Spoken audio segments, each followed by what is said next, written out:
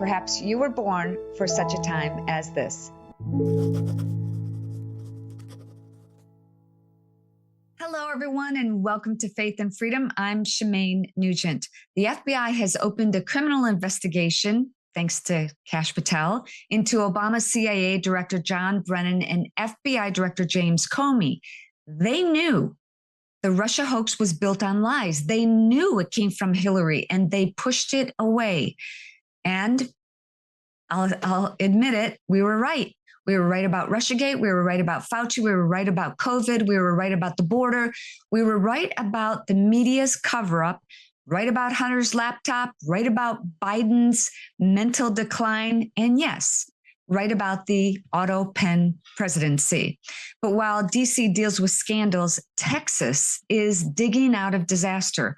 Flash floods swept through central Texas in the middle of the night, destroying homes and hitting a Christian girls' camp.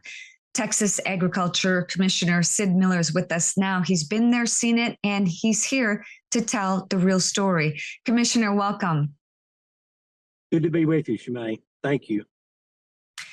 Well, you know, I live in Central Texas, and I've seen the Bosque River behind my house rise 50 feet in a matter of days. But this happened in the middle of the night and within minutes. How did we miss the warning signs? Well, I think the key is it came in, 2 o'clock in the morning. The problem is, and I'm guilty as anybody, I have my phone on sleep mode so it doesn't ring or go off. The alerts went out, but, no one heard them. That place also is not equipped with any sirens or audible alert system. I think the legislature will fix that this time. It's after the fact that there was a bill that passed the House to do just that. But it didn't make it through the Senate. I don't know what happened to it, but hindsight's 2020 now. And I don't, even if that bill had passed, it wouldn't have been installed in time to prevent this disaster. So we've got to do a better job, and we will do a better job of alerting people. Well, speaking of a better job, your department has rolled out the STAR Fund for Emergency Ag Relief, the Agri-Stress line for 24/7 mental health support, and the Hey Hotline to connect ranchers with critical feed during crisis. Talk about those resources and how they're helping families and ranchers right now. Well, the STAR Fund is an acronym for State of Texas Agriculture Relief. And it's a fund that I put together. It's not taxpayer dollars. We raise that from individuals, private entities, good-hearted people fund that basically. And we come in and where government programs, don't meet the need, where insurance doesn't meet the need, where crop insurance doesn't meet the need, and we take up the slack with that. We'll come in to a farmer. He's got 5 miles of fencing wiped out. We can come in and help him buy new barbed wire and T-post. There's a lot of dead livestock, unfortunately. Those are biohazard. Those have to be buried, so there's no insurance for that. So we'll come in and help pay for that. And our policy is that 100% of that goes back into those rural communities. We don't hold out any admin fee or any expenses come out of that. We get 100% of those donations go right back into that community. Now, for those that want to apply or those that want to donate, you can go to our website, texasagriculture.gov, texasagriculture.gov. So that's the STAR Fund. The second program I've activated is the Hay and Feed Hotline. If a farmer rancher down there is wiped out, doesn't have any feed at all, the round bales of hay washed down the river, we can help with that. So same website, texasagriculture.gov. People that want to donate hay or feed or wire or T-post, they can call that number, and we'll make sure that it gets to the right people. But we also need people that can help us transport that. We get a lot of hay donated or wire and T-post, but people don't have a way to get it to Kerrville or one of the other collection sites. So you can go on there. If you've got a truck and trailer, we'll put you to work.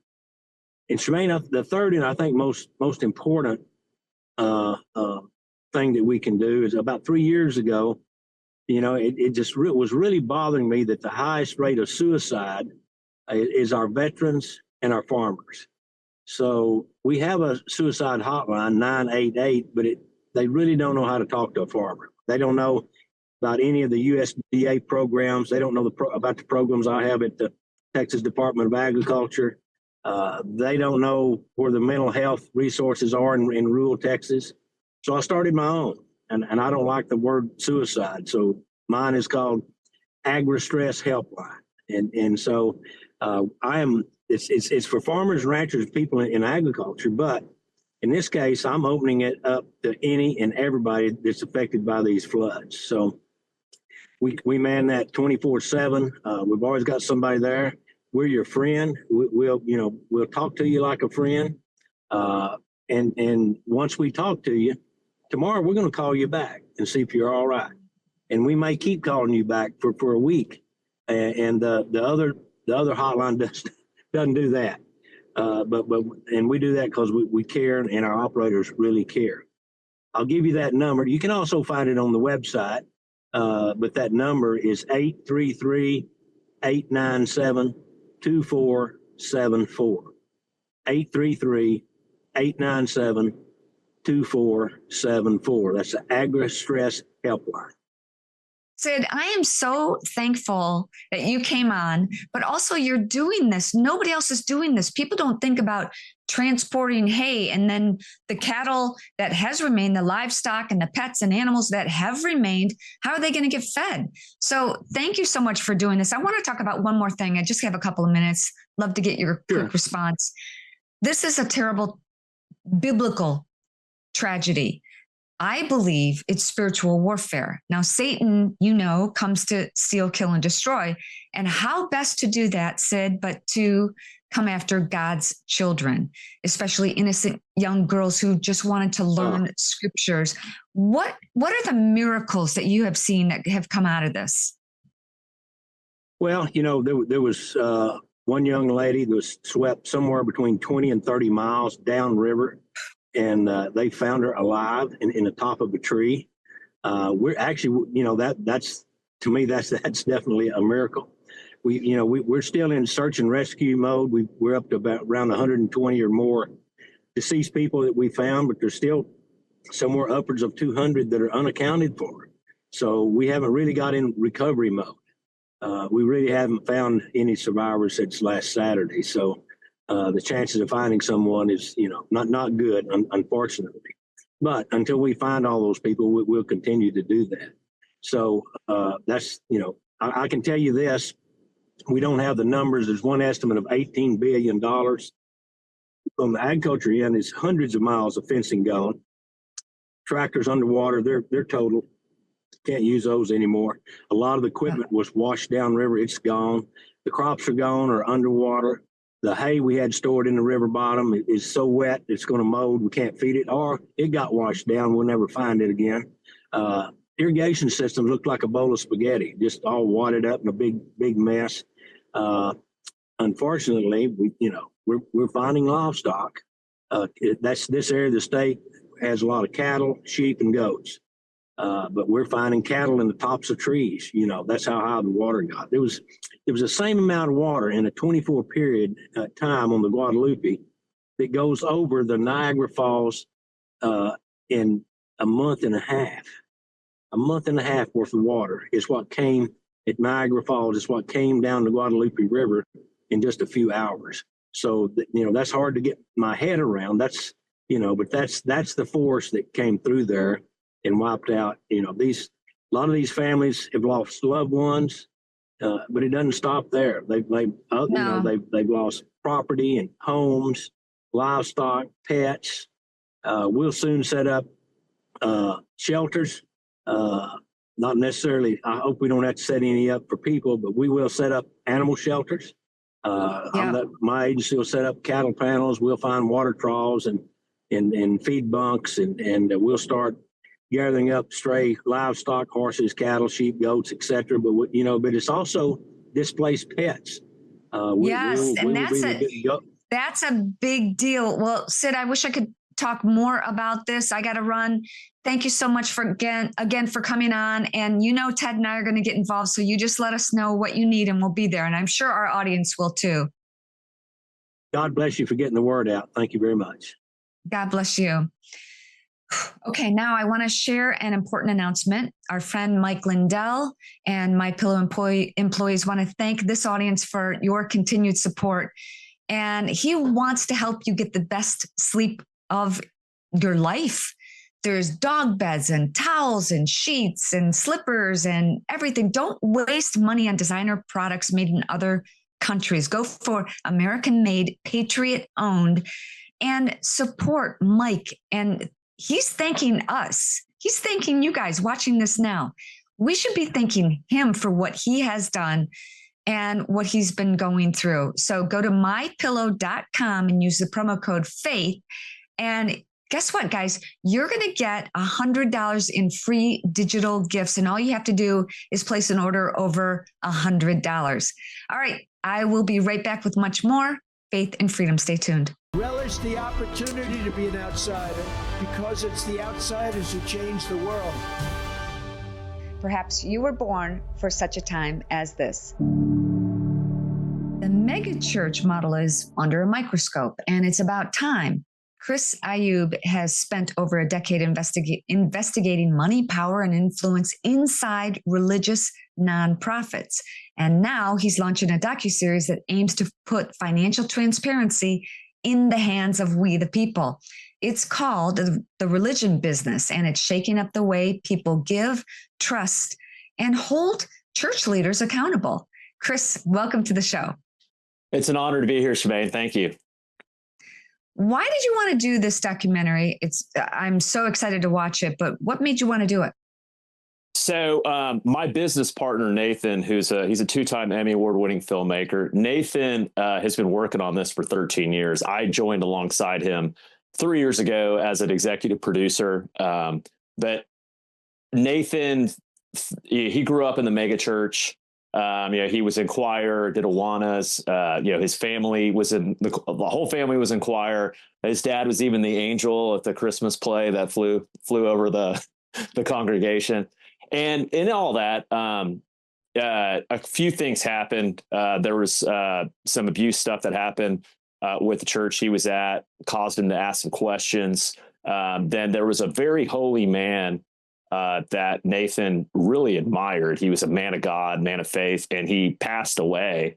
And a story I recall with that was they raised some money for the family, and the church wanted Nathan and them to give the church that money, and that money was for the family, of course. And so he started asking questions. He was in action sports. That's how he won his 2 Emmys, filmmaker. And he would travel the world. He'd go to different churches, and he would really feel God in some of these small churches in the middle of nowhere in the favelas of Brazil or something.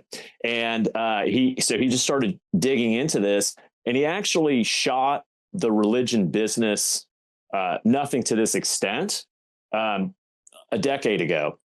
And he watched it down, and it seemed like he was coming from a place of anger and not love. Fast forward, he became a father, began to really understand what a loving God and creator we have. And then he decided to pick this back up. And this whole thing has been one breadcrumb at a time. Like God's given one piece of bread, and then it's opened up. And so him and I came into partnership about 2.5 years ago. He needed not just a capital partner, but it was lonely for him. He was taking a lot of hate, a lot of heat, and he needed a brother to be in the trenches with him who would walk alongside this battle with him. And I'm happy to do it. Happy God chose me to do it. But this is coming from a place of love. We're unpacking 3,500 years of history to really truly understand. He'll often say, hey, if we wanted to do a documentary on Apple, it's 40 years of history, right? When you're doing something, we had to go, because so much of the basis where scripture gets manipulated from the pulpit is around tithing. And so we really have to go back to Melchizedek and go back to Mosaic tithing laws and things like that. And so we speak with the biggest experts in the world on these subject matters. and they break it down for the viewers. The first 2 episodes are very educational to give people a solid foundation on the history, how we got to where we're at. There's 10 loopholes that were discovered within the system.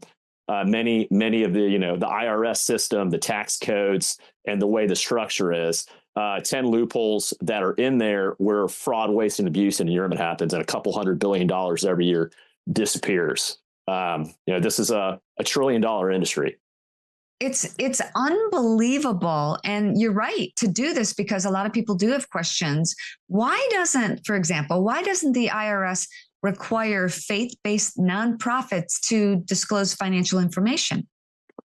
So this goes back to 1913, and when they did the tax code, right? And you had Congress riding up to, members of Congress riding up on horses and buggies at the time, and they wanted to protect this group called, these nonprofit sections to make sure that they were protected, to be able to provide that local social capital, so we could have some human flourishing.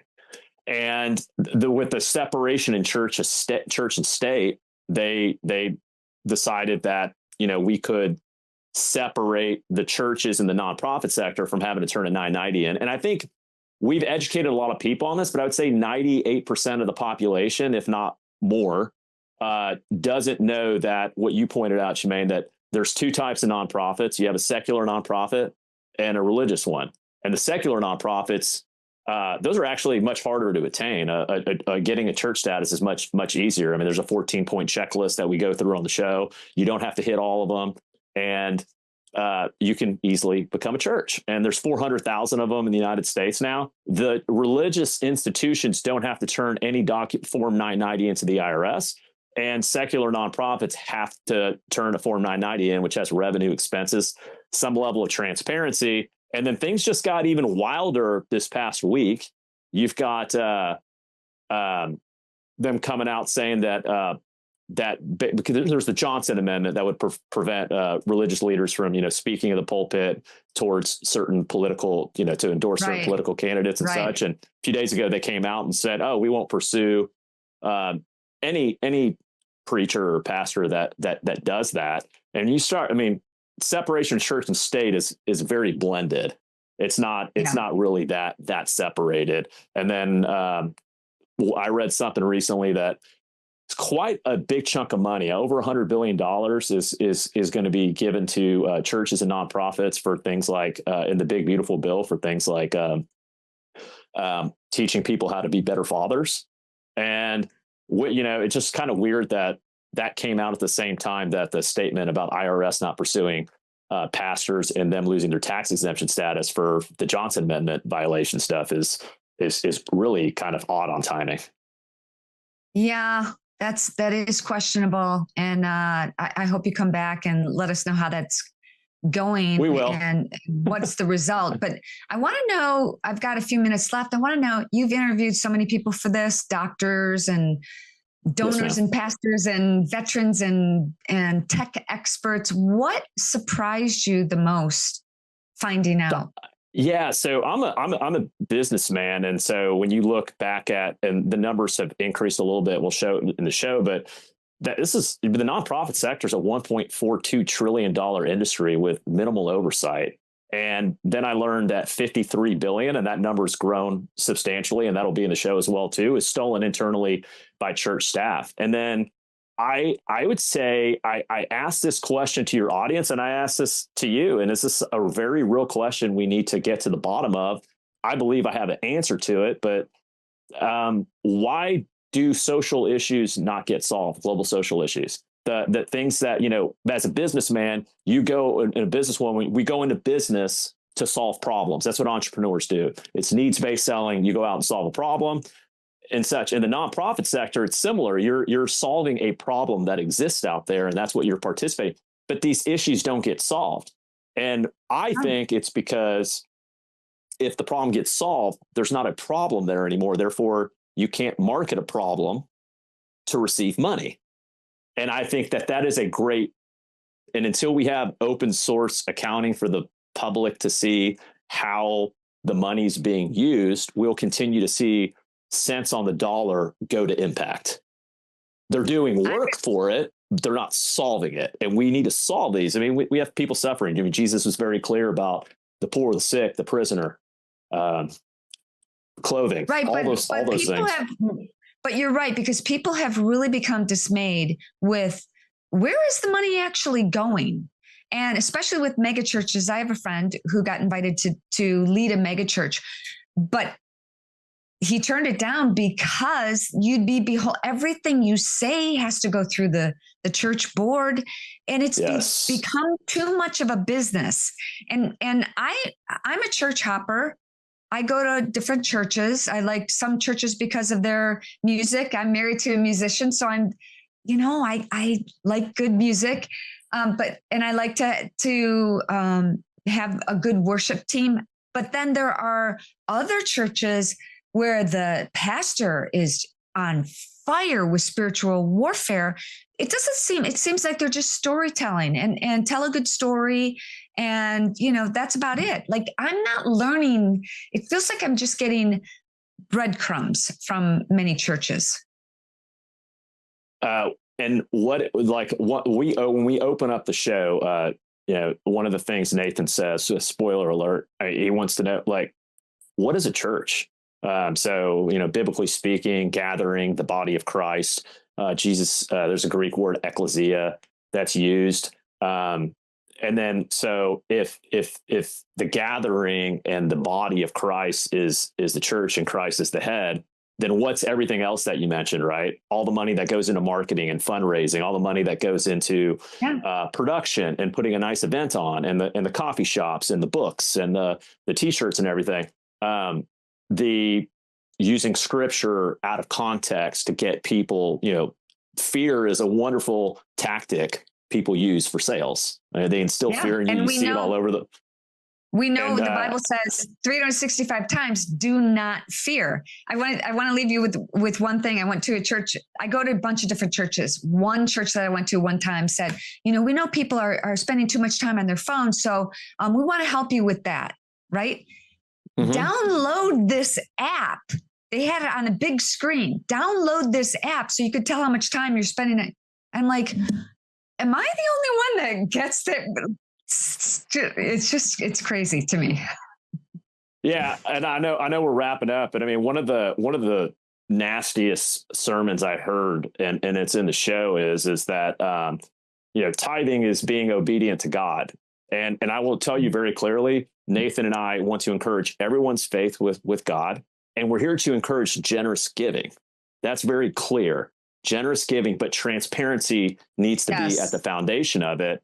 And there has to be that there, because you can't have accountability without transparency. But in this sermon, Chris, it is said, I gotta leave it there. I totally, I agree with you. Thank you so much. And please come back and we'll get into this a lot more. Thank you so much for joining us. And to watch the docuseries Religion Business, you can go to religionbusiness.com or their official app. We'll be right back. Relish the opportunity to be an outsider, because it's the outsiders who change the world. Perhaps you were born for such a time as this. So when does it happen to you? 2 o'clock, 3 o'clock in the afternoon, you start getting tired and you feel like you need a nap, right?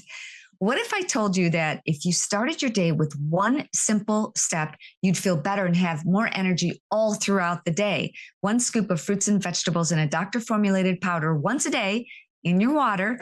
And I'm telling you, you can feel it. Your energy improves, your immune system gets stronger, and yep, your doctor is going to notice, or you get your money back. What makes it different? Every fruit and vegetable in Field of Greens is hand-selected by doctors to support your heart, liver, kidneys, metabolism, immune system, and healthy blood cells. Just go to fieldofgreens.com and use my code FREEDOM for a 20% discount and free shipping. That's fieldofgreens.com, and the code is FREEDOM. So Texas just got slammed. Floods wiped out homes, camps, entire communities. Power grids failed. Families lost everything. But here's the worst part. That's a natural disaster. Now imagine the same blackout all at the same time nationwide in seconds. No storm, no warning, just lights out. That's what can happen in an electromagnetic pulse attack. And it's not sci-fi anymore, guys. It's real, it's fast, and it's on the radar of our enemies. Rowdy Meyer from EMP Shield is here today because this isn't just a prepper's nightmare. It's something every American needs to hear. Rowdy, welcome. Hey, thank you. Thank you very much for having me. So we just saw the devastating floods and people lose everything in Texas. That's what a storm can do. So what happens when a power grid goes down from an EMP? Yeah, well, you don't have to take my word for it. The EMP Commission itself said in a declassified document in 2008 that if in the event of an EMP, 90% of the population would be dead within the first 12 months. I mean, so it could be catastrophic if you can imagine things like pumps not running, insulin not being able to be cooled, grocery stores not being restocked. There's a lot of things. And it's amazing that in an EMP, you wouldn't see it, you wouldn't feel it, you wouldn't none of that. And then all of a sudden it would all go dead. So, we kind of consider it a, low probability, but a high impact event. And so we spend all of our time at EMP Shield trying to deal with that exact scenario. And unfortunately, we've seen foreign actors get bolder, and EMP and energy weapon threats are escalating. So how do we use this? How do they use it against us? How do we protect ourselves? And I love EMP. We have them on our vehicles and our home. Yeah. Yeah, this is interesting. When EMP Shield started, we used to deal with the military standard of 50,000 volts. We had to be able to deal with a rise of 50,000 volts. But recently, China just tested an 86,000 volt weapon. The powers that be are now talking about could be up to 200,000 volts. This is significant amounts of power. And so there's a lot of ways we can deal with it. EMP Shield's a great solution to put on your breaker box or to put in your car. But, there's a great picture of it right there. There's a lot of other things, that we can do too. But I think the rise in just our society of using electronics, and then we start getting into 5th and 6th generation warfare, I think we have to start looking at that electronic threat. And, we talk about EMP, a nuclear weapon, but same thing for lightning, coronal mass ejections, handheld energy weapons. Our enemies are using them in combat every day now. And so it's not inconceivable that someone could just walk up to some building and shut it down, or some community, And so the threat's becoming more and more complex every day. So you're familiar with Havana Syndrome and what happened in Cuba. Are you also familiar with Crimson Mist, the operation in Rwanda? I don't think I've heard that. Okay. Well, it's using directed energy weapons. And you just mentioned something that piqued my interest. First of all, 5th and 6th generation warfare, but also somebody can walk up to a building and shut it down with a handheld device. Talk about that.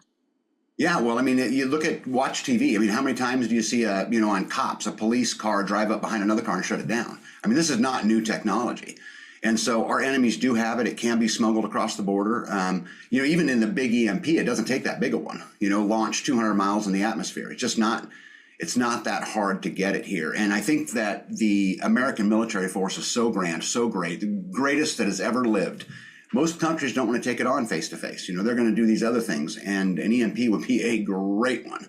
It's everything we have is, controlled by electronics. So it's the little things. And imagine what would happen if someone walked up to the New York Stock Exchange and shut it down. And then the impact that would have across so many markets, so many things. So, it would just, people would be running to the banks to get their money out. And then, wow. So how does EMP Shield actually work? Yeah, great question. So simplistically, think of it like a hot water tank. Every hot water tank in your house has an overpressure valve. When too much pressure builds up in that hot water tank, it's going to let off that overpressure. EMP Shield works exactly the same way. It's actively sensing your entire electrical system.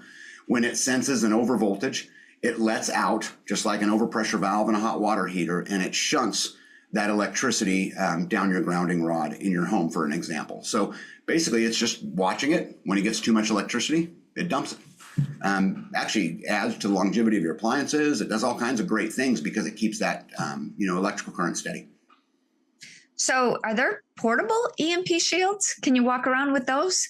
Oh, sure. Sure. We actually make 80 different models. And so for all kinds of different things, from generators to... How come I don't have one?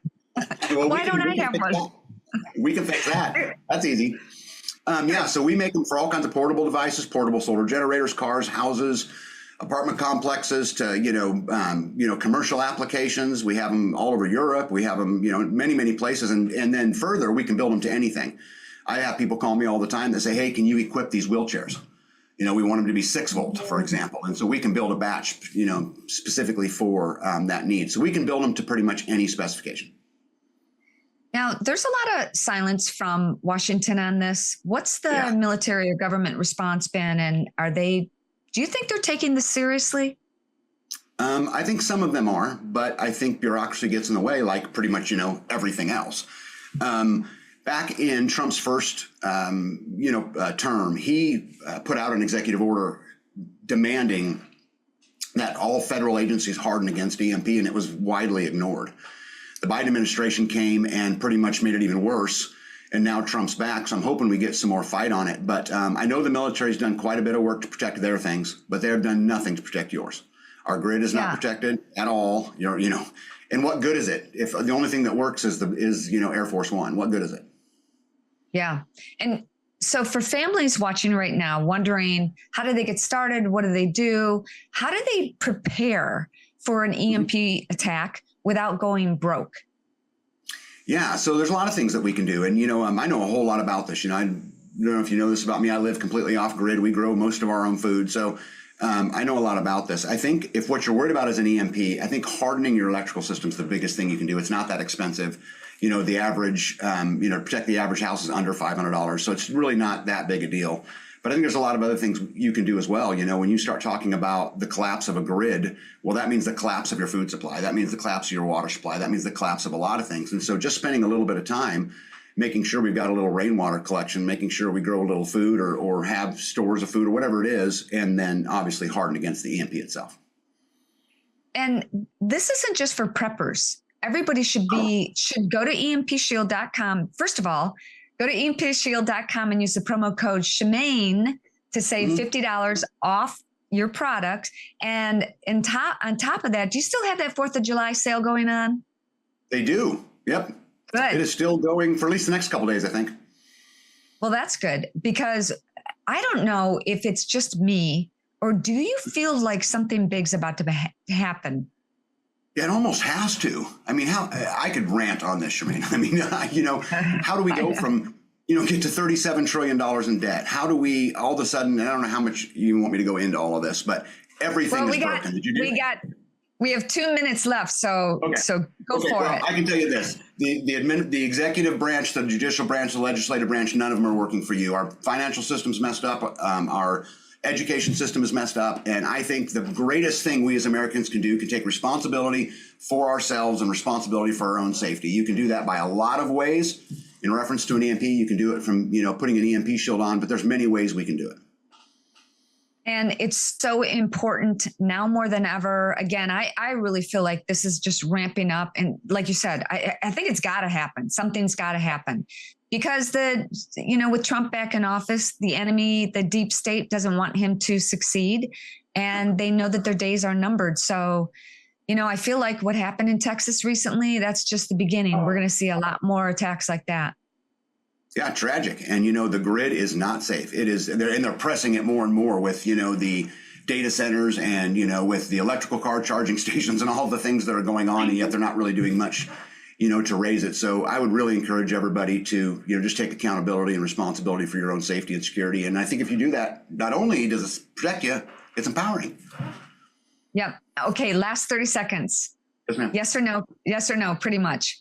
Do you think that this flood in Texas was planned and had to do with weather modification? Yes. Yeah.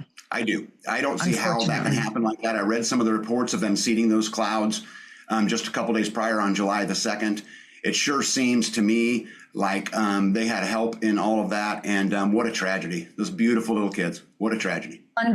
Well, and I talk about spiritual warfare. This show is faith and freedom. How better to get at God than to attack his innocent children? And that's why I believe this is spiritual warfare. I believe we are living out biblical times. Yeah, we are absolutely living in history. And the good news is we get to live in history. You know, they say that if trouble shall be in my times, I want the trouble to be in my times so my children know peace. And I think we get to live through some great times in history, but we have to take accountability for ourselves. That's right. Rowdy, thank you so much for joining me. EMPshield.com. Use the code Shemane, right? Yep, perfect. You got it. Thank you so much. God bless. Thank you very much. Yep, you as well. Don't go away, everyone. We've got lots more to come. Relish the opportunity to be an outsider, because it's the outsiders who change the world. Perhaps you were born for such a time as this. Okay, we are out for our daily celebrating the great spirit of the wild outdoors. A lot of people realize that we are hunters. We love to hunt, and we love to have pure lean venison. We're not always successful.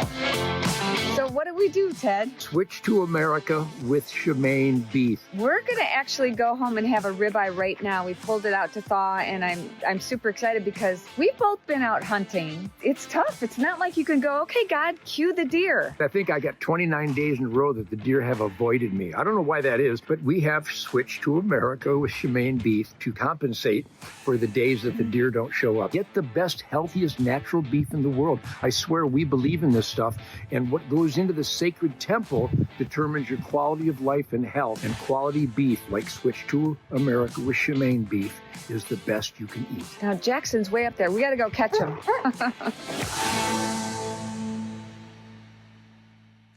If you've been watching the headlines, you know that Texas is still reeling from these devastating floods. But in the midst of it all, of all that loss, there was a little bit of light. A group of young girls at Camp Mystic stood in the river and sang worship songs while the water raged around them. And then something incredible happened. The water stopped. When you see this video, you'll understand why we keep saying this isn't just a natural disaster. It's spiritual warfare targeting God's children. Take a look. It's fresh like spring. We want to pass it on. Reach for you, my friend. This happiness that I found. Can't depend on it. It matters not where you're bound. I'll shout it from the mountaintops. Praise God. I want my world to know the Lord of love has come to me. I want to pass it on. I'll shout it from the mountaintops. Praise God. I want my world to know. Oh boy, that just makes me teary-eyed. I'm honored to welcome my friend, Tresha Rodriguez, to talk about all of this. She's a mom, a warrior, and someone who's been fighting for clean, safe food and strong communities. Tresha, welcome back to Faith and Freedom. Oh, thank you so much for having me. Yeah, I got pretty choked up there. Like if that doesn't get you, stirred up spiritually, I don't know what does. I don't know about you, Shemane, but for the last few days, I have really been in a mental mud pit. You know what I mean? And one of the stories that I've kind of been just holding on to like a life raft is Congressman August Pfluger. I sent a little clip where he talks about his daughters having escaped Camp Mystic. Yes, I'm a mother. I went to a camp with my daughter 6 months ago, and I can tell you, these little girls just go there to be better people, better friends, walk in the footsteps of Christ. And so let them be the example to us of faith and love. And as he said it best, their faith just shone through. So that's kind of jolted my spirit. And I think, gosh, how can I be a better person, a better mom, a better everything if these little girls at this young age were facing such catastrophic events and, their faith just shone through the way that it did. I don't know if you have that little clip of August Pfluger or not, Shemane, but kind of I've had my word props. Yeah, let's play that real quick if we can. But I know that even those little girls, 8, 9, 10 years old, that their faith should be an example to all of us. And I can't imagine the pain that they're going through. And it's going to be tough to recover from this. Tresha, you're doing something beautiful to honor one of the girls lost in the flood, Eloise Peck. Talk about that. I do want to talk about that because while I sat there grieving and crying and I don't know what to do and this and that, we oftentimes think, oh, it's just me. And what can I do? You know what? There is a lot that we can do and our voices do count. And I came across this beautiful little girl. I'm sure everyone has probably also seen her amongst the many little girls, but Eloise Peck, 8 years old, and has a love for animals similar to us, Shemane. And she became a little dog walker at the age of 8, and she was giving 25%. Look at her beautiful little face, giving 25% of her money to, it's called blueberryfarmrescue.org, to help animals heal in a sanctuary farm in Arkansas. And I think the more proactive we can get and just try to assimilate and be like these children, have pureness of heart again, and stop the politicking. And this has helped me to heal. So I think, look at this beautiful little girl. I feel like if we can just be more like these children, Shemane, with less politicking. I totally agree. And animals change everything. We've only got about a minute or so left, Tresha, and I know that you mentioned animals were affected by this flood, and Sid Miller, our our agriculture commissioner, said that they found cows in treetops, and surely that's going to affect the beef supply. Right. Talk about, we got about a minute left. Why is going to switch to America with shemane.com so important right now? Well, I'm so very proud of this mission because you can align yourself with conservative values, but you can take it away from the big box stores who are also poisoning us. For example, the E. coli that they found in the beef at Walmart.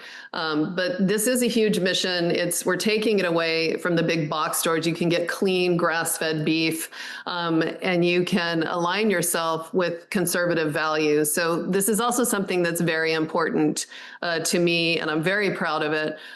80% of the beef that's in big box stores is very, very bad for you. It's coming from foreign countries. It can be labeled USA. 90% of it is shot up with synthetic hormones. So you can get the Switch to America with Shemane toxin-free products made in the USA. And I think it's an extremely important mission. You can join for $1 and get a $52 discount on your beef. So I'm very proud to be able to offer an alternative to families. It's a mission of mine. I love that. And why not keep your family safe? The steaks are delicious, Shemane. I know you love your ribeye. Yes, we do. Tresha, thank you so much. It's always such a blessing having you on. Go to switchtooamericawithshemane.com, and you might even get a chance to talk to Tresha. Yes, I'll give you the individualized tour. I love it. I'll tell you all about it. Thank you so much for having me on, Shemane. Right. Thank you. God bless. Wow, we've covered so much. This show seems heavier than most, especially when we're talking about God's children. But if you're ready to take back your health and your freedom, grab my books, Abundantly Well. I do talk about spiritual warfare in them. Abundantly Well and Killer House are both available on Amazon because what you eat and how you think and how you feel really affects your overall health. And we need to be healthy so we can go help these people. I'm also on Instagram, Facebook, Rumble, and YouTube. So I love hearing from you. So stop by and say hello. Thank you guys so much for watching. Remember, Esther 4:14, we were born for these times. We know that this is spiritual warfare. We know that God's calling us to be brave and bold and be like Esther. And I always think about Esther 4:14. If you remain silent at this time, relief and deliverance is going to come from someplace else. You and your father's house may perish. Perhaps you have come to the kingdom for such a time as this. I sincerely believe that. Would you all do me a favor and share this show? There are still some people who don't know that we have a show here on Real America's Voice. I'm so proud of it. Thank you so much for Real America's Voice for granting me this opportunity to share all these amazing guests with you. And I hope you respond and check out the sponsors like Mike Lindell, My Pillow, Field of Greens, Switch to America with Shemane, and so much more. Check out my website, shemanenugent.rocks, ROCKS, for more information about health and wellness.